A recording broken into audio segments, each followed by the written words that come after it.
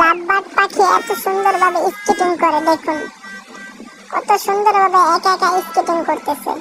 দেখেছেন আপনারা, অনেক সুন্দরভাবে স্কেটিং করতে পারে। খুব ভালোভাবে ট্রেনিং দেওয়া হয়েছে পাখিটাকে, দেখেছেন? বগা নিজের মুখের খাবার দিয়ে কিভাবে মাছ ধরে, দেখুন কত চালাক বগা, দেখেছেন? দেখুন মাছটা ধরবে, একটু সময় নেবে, দেখুন চালাকির সাথে মাছটা ধরবে। দেখুন এত সুন্দর ভিডিও এর আগে আমি কখনো দেখিনি, আপনারা কি দেখেছেন?